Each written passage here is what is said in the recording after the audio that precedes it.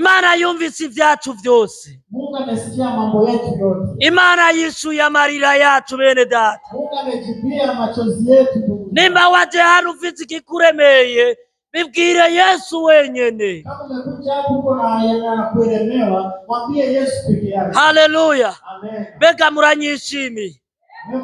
Haleluya. Amen. Navuze ngo sinje kubemeza. Amesema akukuja kuwakubalisha. Sinje kubemeza. Akukuja kuwakubalisha. Ariko nje kuvuga icyo Imana igomba ko mvuga. Lakini amekuja kunena cha Mungu anataka aseme. Ndavuga ngo Imana yakuye Abisirayeli muri Egiputa, niyo nawe igiye kugukura mu bigeragezo urimo. Anasema Mungu ametoa wana wa Israeli Misri, jana kuja kutoa mshika zao. Imana yishuye amarira yawe mwene data. Mungu amejibia machozi yako.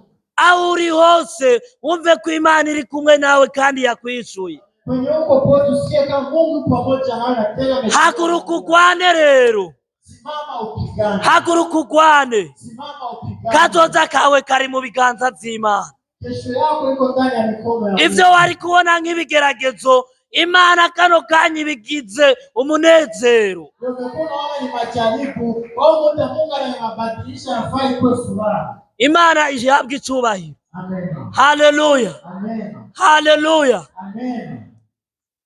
Narimvuze ngo Imana ihabwe icubahiro. Nasema Bwana Yesu apewe. Siniko ndavugana namwe bwe gusa muri hano. Haika nasema hii tu mko hapa. Ariko ijambo ry'Imana rirambwira ngo lakini neno la Mungu linamwambia abamwakiriye bose wamepokea wote, yabahaye ububasha awapatia uwezo bwo gucika abana b'Imana, kuwa wana wa Mungu, ngo nibo bizeye izina ryiwe. Rero we wawereye hose, aho uherereye hose, ushobora kuba uri hano mu itorero ry'Imana, ushobora kuba uri kuradukurikirana kuri rezo sosiyo. Imana iravuze ngo yishuye amarira yawe. Imana yishuye amarira yawe. Umuririmbyi aravuga ngo amarira yawe Yesu arayazi.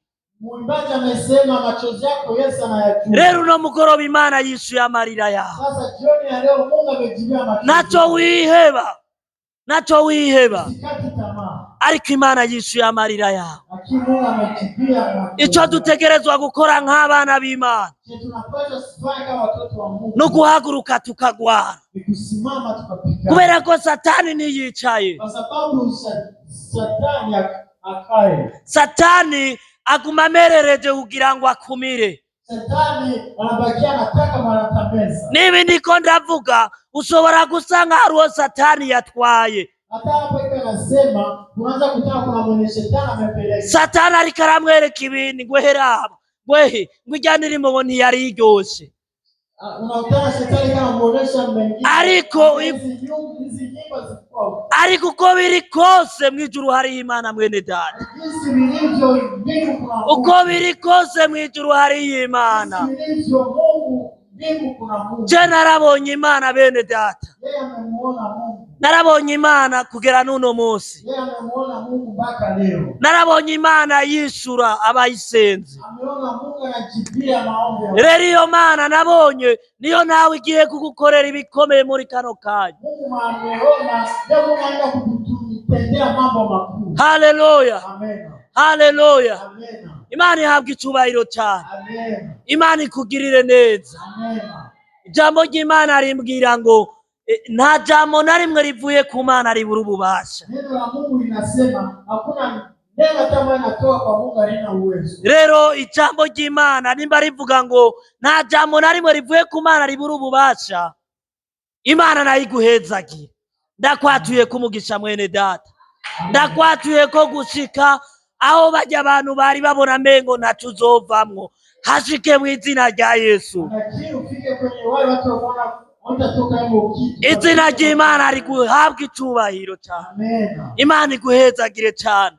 Wowe witanze ugashika hano, Imana ikugirire neza. Hamwe n'ivyo rero abumvise ijambo ry'Imana, Imana ibahezagire cyane. Murakoze cyane. Amen.